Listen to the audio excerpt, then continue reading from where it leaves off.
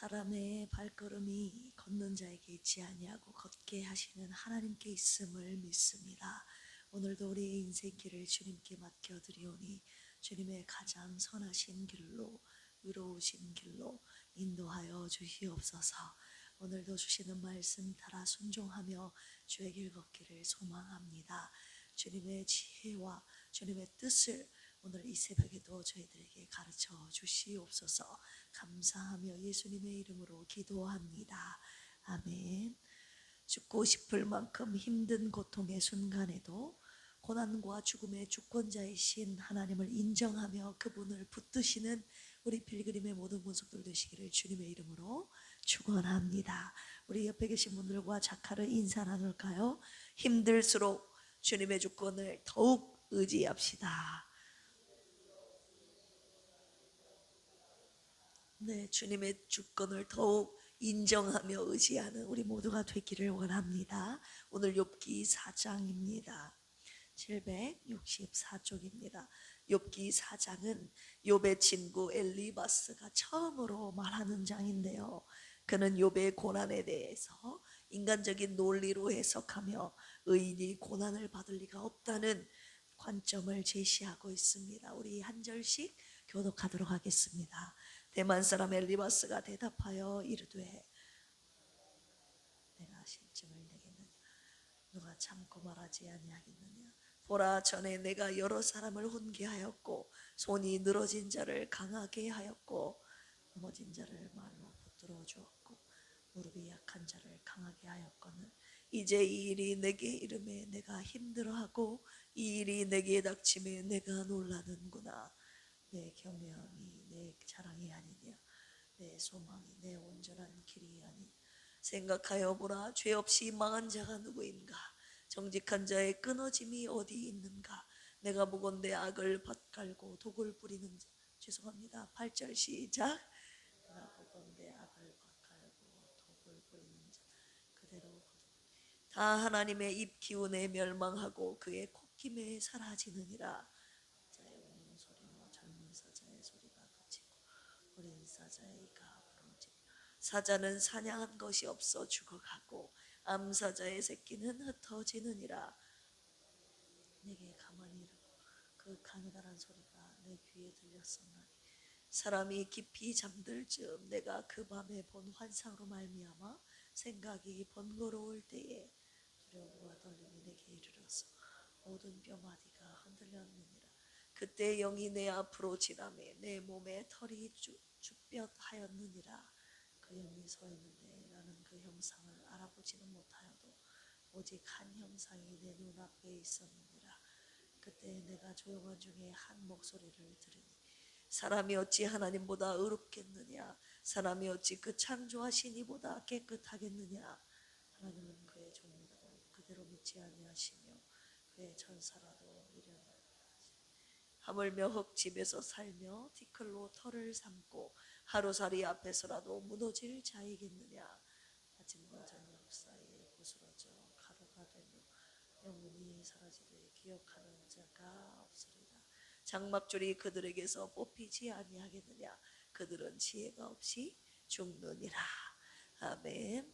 오늘 욥기 4장 말씀 내용 먼저 요약해 드리겠습니다. 1절에서 6절까지 보시면 엘리바스의 첫 반응에 대한 내용인데요. 엘리바스는 욥이 다른 사람에게는 위로와 교훈을 주었는데 막상 자신이 고난을 당하게 되니 낙심하게 되었다고 말합니다. 그는 욥의 경건함과 정직함이 하나님 앞에서 기억될 것이라고 말하면서 동시에 욥을 부드럽게 책망하고 있죠. 7절에서 11절까지 보시면 인간의 고난에 대한 엘리바스의 주장에 대한 내용인데요. 엘리바스는 죄 없는 자가 망한 자가 있느냐 라면서 고난은 죄의 결과라는 논리를 펼치고 있습니다. 악인은 결국 스스로의 악으로 망한다는 이 인과응보적인 사고를 강조합니다. 12절에서 21절까지 보시면 엘리바스의 환상에 대한 경험을 말하고 있는 부분인데요. 그는 밤에 받은 신비한 환상을 말하면서 하나님 앞에서 인간은 결코 의롭지 못하다고 주장합니다. 하나님은 거룩하시며 피조물인 인간은 연약하고 하나님 앞에 먼지 같은 존재임을 강조하고 있습니다. 오늘 말씀을 가지고 세 가지 묵상 포인트로 함께 묵상하기를 원합니다. 첫 번째는요, 위로자가 고난을 당할 때입니다. 욥의 세 친구 중에서 오늘 본문의 말씀은 가장 연장자인 이 엘리바스의 첫 번째 공박인데요. 우리 3절에서 5절까지 말씀 같이 한번 읽어보겠습니다. 시작. 보라, 전에 네가 여러 사람을 훈계하였고 손이 늘어진 자를 강하게 하였고 넘어지는 자를 말로 붙들어 주었고 무릎이 약한 자를 강하게 하였거늘 이제 이 일이 내게 이름에 내가 힘들어하고 이 일이 내게 닥침에 내가 놀라는구나. 욥은 이전까지 다른 사람들을 위로하고 격려하던 위로자였습니다. 그런데 자신이 고난을 당하자 자신의 생일을 저주하며 괴로워하지 않았습니까? 내가 난 날이 멸망하였더라면, 우리가 어제 3절부터 쭉 25절까지 읽지 않았습니까? 욥기를 통해서 하나님께서 우리에게 오늘 본문 속에서 저와 여러분들에게 말씀하시는 첫 번째 묵상 포인트는 무엇인가요? 의인도요, 믿음의 사람도, 위로자도 똑같이 고난을 당할 수 있고 고난 가운데 탄식하며 절규할 수 있다는 것을 오늘 말씀을 통해서 우리가 묵상할 수 있는 것입니다. 왜입니까? 위로자도 인간이기 때문입니다. 하나님의 말씀으로 성도들을 위로하는 목사도 하나님의 연단하심을 피할 수는 없는 것이죠. 그러나 목사는 성도들보다 배나 더 큰 자괴감에 빠집니다. 자괴감이란 무엇입니까? 스스로에게 부끄러움을 가지는 그 마음 아닙니까? 왜입니까? 고난 가운데 하나님의 율례를 배우자고, 고난 가운데 하나님이 주시는 은혜가 있다고, 고난 가운데 힘을 내자고 외치지 않았던가요? 외쳤던 설교자 아닌가요? 그런데 중이 제 머리 못 깎는다고 정작 우리에게도, 목사인 저 자신에게도 고난이 닥치니, 견딜 수 없는 고난이 닥치니 스스로 너무나도 부끄럽고 괴로운 것이죠. 예전에 원로 목사님께서 이렇게 말씀하신 적이 있습니다. 성도들이 고난당했을 때는 기도로 돌파하자고 열심히 정작 본인께서 외치셨는데 정작 사모님이 저렇게 오랫동안 누워 계시니 너무나도 스스로 괴롭다고 저에게 여러 번 말씀하셨습니다. 목사님께서 강단에서 복 받았다고 여러 번 말씀하시지 않습니까? 그런데 솔직히 여러분들 마음속에 이렇게 묻고 있잖아요. 지금 저런 상황에서 복 받았다고 말씀하실 수 있는 것인가? 솔직히 여러분 마음속에서 사모님이 저렇게 누워 계시는데 복 받았다고 말씀하신다는 생각 들지 않습니까?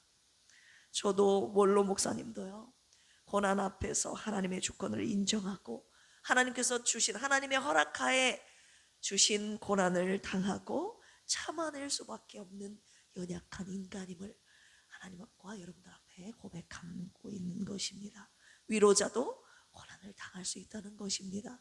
두 번째 묵상 포인트로 넘어가겠습니다. 그렇다면 고난은 죄의 결과인가? 욥의 친구 엘리바스는 욥의 고난을 죄의 결과로 해석하고 있습니다. 우리 그 부분 7절에서 8절 오늘 본문 말씀 읽어보겠습니다. 시작. 생각하여 보라, 죄 없이 망한 자가 누구인가? 정직한 자의 끊어짐이 어디 있는가?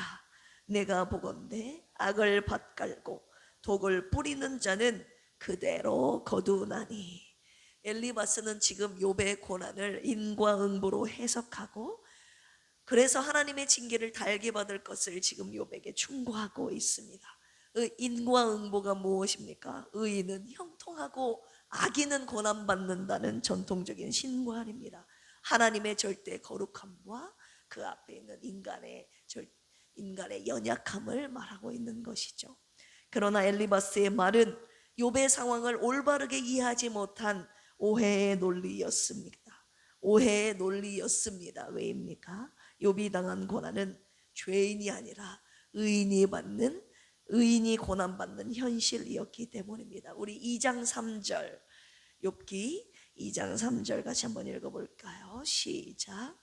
여호와께서 사탄에게 이르시되 네가 내 종 욥을 주의하여 보았느냐? 그와 같이 온전하고 정직하여 하나님을 경외하며 악에서 떠난 자가 세상에 없느니라. 네가 나를 충동하여 까닭 없이 그를 치게 하였어도 그가 여전히 자기의 온전함을 굳게 지켰느니라. 아멘. 욥의 고난은 죄의 결과가 아니라 믿음의 실현이지 않았습니까? 여기 마귀도, 여기 주님께서 뭐라고 말씀하십니까? 까닭 없이 그를 치게 하였어도.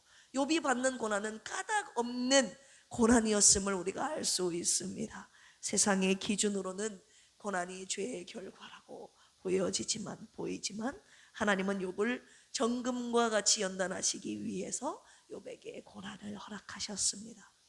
욥은 죄를 짓지 않았지만 우리 욥기 1장에서 2장까지 보시면 아시겠지만 영적인 세계 속에서 시작된 그의 까닭 없는 믿음을 시험받는, 까닭 없는 믿음을 검증받는 시험장에 그가 올랐다는 것을 우리가 잘 알고 있지 않습니까?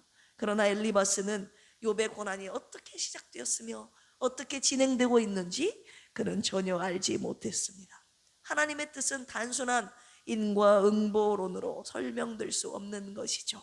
엘리바스의 권면과 위로는 하나님의 깊은 뜻을, 하나님이 지금 무엇을 하시고 계시는지 그 하나님의 일하심과 하나님의 깊은 뜻을 이해하지 못한 잘못된 위로였다는 것을 우리가 살펴볼 수 있습니다. 그렇다면 세 번째 묵상 포인트로 나아가 고난당한 자를 우리는 어떻게 위로해야 되는가 한번 살펴보겠습니다. 시편 119편 50절에 보면 이런 말씀이 있죠.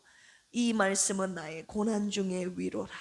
주의 말씀이 나를 살리셨기 때문이니이다. 고난 중에 위로가 되는 것은, 고난 중에 나를 살리시는 것은 나를 살리시는 하나님의 말씀입니다. 인정하시면 아멘 하실까요? 저도 죽을 만큼 힘든 고통의 순간에서 이 하나님의 말씀이 저를 살리셨습니다. 그런데 하나님의 말씀이 아닌 내 말로 상대방을 위로하려고 할 때 그 사람을 살리는 것이 아니라 오히려 그 사람을 더 힘들게 할 수 있다는 사실을 오늘 본문 말씀을 통해서 우리가 알 수 있습니다. 욥의 친구들을 보십시오. 욥이 고난을 당해 고통 가운데 힘들어한다는 소식을 듣고 친구 3명이 찾아와 처음에는 아무 말 없이 욥의 곁에서 7일 동안 함께 울어주지 않았습니까? 우리 2장 13절 읽어볼까요? 2장 13절 시작. 밤낮 7일 동안 그와 함께 땅에 앉았으나 욥의 고통이 심함을 보므로 그에게 한마디도 말하는 자가 없었더라. 여러분, 한마디 말도 없이 그냥 그의 곁에서 일주일간 함께 있었던 그 시간이 이때가 욥에게 가장 위로가 되는 시간이었습니다. 그러나 이제 그들이 입을 열어 이제 욥에 대해서 욥을 향하여 공박하기 시작했을 때 그들의 말이 욥을 더 아프게 했던 것이죠. 4장에서 자그마치 25장까지 그들의 세 친구들의 공박이 계속적으로 이어지고 있습니다. 사람의 고난을요 쉽게 판단해서는 안 되는 것입니다. 우리도 누군가 고난을 당할 때 죄 때문이라고, 그가 당한 고난은 죄 때문이라고 쉽게 판단하는 경향이 있지 않습니까? 그러면서 신앙적인 말이라고 고난을 당하는 자에게, 지금 고난 속에 힘들어하고 있는 자들에게 위로와 권면을 합니다. 하지만 오히려 그 마음을 헤아리지 못하면 우리의 위로가 아니라 상처가 될 수 있다는 것입니다. 우리의 위로는 고난당한 자들의 아픔을 싸매어주는 위로인가, 충고인가, 더 아프게 하는 상처인가, 주님이 이 시간에 돌아보라고 하셨습니다. 고난당한 자를 위로할 때는 이유를 설명하기보다 오히려 말없이 묵묵하게 함께 있어주는 것이 더 큰 위로가 될 수 있습니다. 신학적인 정답보다, 논리적인 설명보다 공감하고 기도가 그들에게 필요합니다. 말하는 위로자가 아니라 듣는 위로자가 되는 저와 여러분들이 되기를 주님의 이름으로 축복합니다.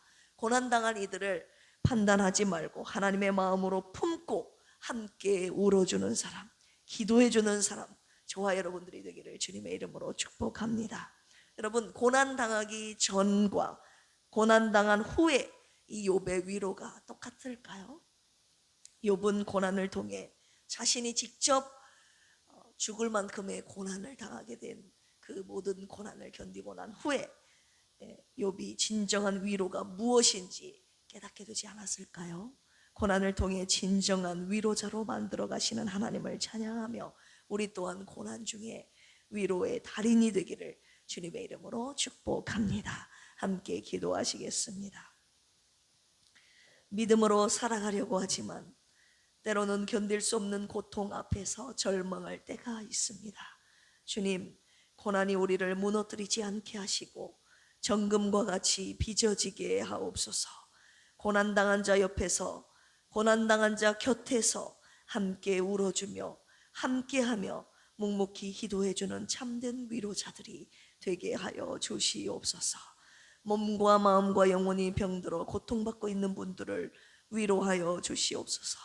고난 속에 있는 필그림의 성도들에게 주님의 위로와 평안을 부어주시고 절망의 자리에서 다시 일어날 새 힘을 주시옵소서. 주님이 곁에 계심을 믿고 오늘도 믿음으로 인내하며 승리케 하여 주시옵소서.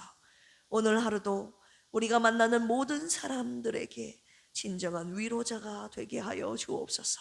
사랑하는 부모님과 소중한 자녀들에게, 그리고 친족들과 친구들에게, 이웃과 동료들에게, 교구 식구들에게, 그리고 다음 세대들에게 상처와 아픔으로 신음하고 있는 자들에게 다가가 그들을 비판하지 않고 그들 곁에서 함께 슬퍼하며 손잡아주는 참된 위로자들이 다 되게 하여 주시옵소서.